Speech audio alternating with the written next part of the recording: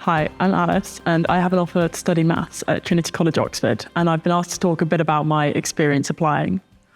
Obviously, the first stage of applying is picking the course, university, and college that you want to apply for. I personally was always very set on maths, so I didn't find that too difficult. But then picking between Oxford and Cambridge was harder, especially since the courses themselves were fairly similar. Ultimately, the biggest factor for me was the difference in application process between the two. The entrance test for maths at Cambridge is much tougher than for Oxford, and it's taken at the same time as A-levels, which I didn't love the sound of. Once I picked Oxford, picking my college was fairly easy. I went to visit a few times, and wandering around, I really liked the area that Trinity was in.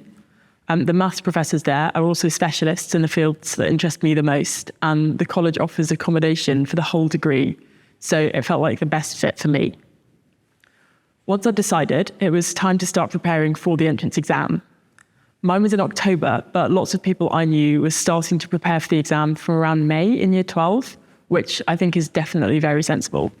For the most part, the exam tries to test you more on problem-solving skills than on maths knowledge, so it actually only relies on AS content, which we had already covered by then. It is also differently set out to A-level exams with very different question styles, so it takes some time to get used to the papers and what techniques you need for them. Over the summer holiday and the start of year 13, I worked through all of the past papers they had available on their website twice, and then also used other similar papers set by other universities and by the UK Maths Trust. It maybe feels a bit unnecessary to do so much preparation, but I was really glad I did because it also helped me a lot later, not just in the exam, but also in interviews. In the end, the exam itself went fairly badly for me, but also for most people I knew taking it. The papers have been getting progressively harder over the last few years, and that was definitely noticeable in this year's paper too. Also, this was the first year where they moved the test online, and there were lots of tech issues with people getting randomly locked out of the exam.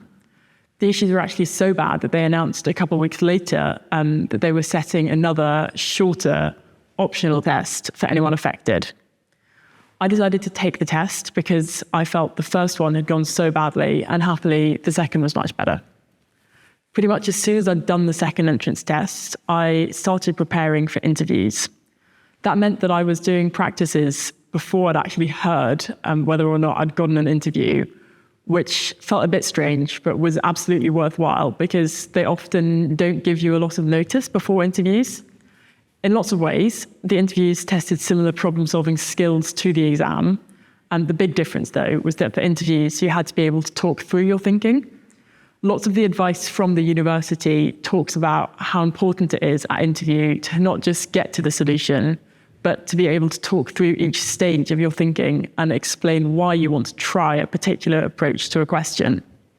That's often not something you have to practice much with maths in school, so it's absolutely worth starting and looking at interview questions early and trying to talk through your solutions out loud. Also, setting up as many mock interviews as possible is definitely really important. I found it helpful to have a mixture of different people interview me as well. Often I found that my teachers knew my strengths and my weaknesses a bit better, so they could target the interviews a lot more, but practice interviews using the subject mentoring scheme and family friends were also helpful so that I could get some experience of being interviewed by people I'd never met before, and also to get used to slightly different interview styles. I had 3 interviews, which is standard for maths. The interviews were all online and were half an hour each.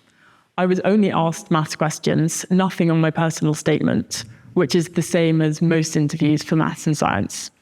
The questions were very similar to the mock interview questions I'd seen online, so the practices I'd done were really helpful.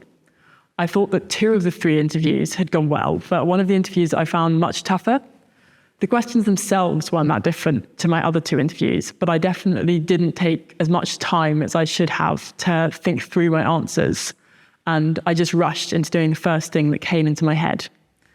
Although I might have made a better impression if I'd slowed down a bit in that interview, Oxford isn't expecting interviews to be perfect every time. One of the reasons they give you multiple interviews is to give you more chances to show them what you can do, even if some of the interviews don't go to plan. So it's important not to panic after a bad interview and let it affect any later ones. I hope this video helped show you something about what the process might be like applying for Oxbridge. It's definitely a lot of work, but I did really enjoy it. It's also helped me to get more excited for studying maths next year. And even if I hadn't gotten an offer, I still would have found it a worthwhile process. Thank you for listening and good luck with your applications.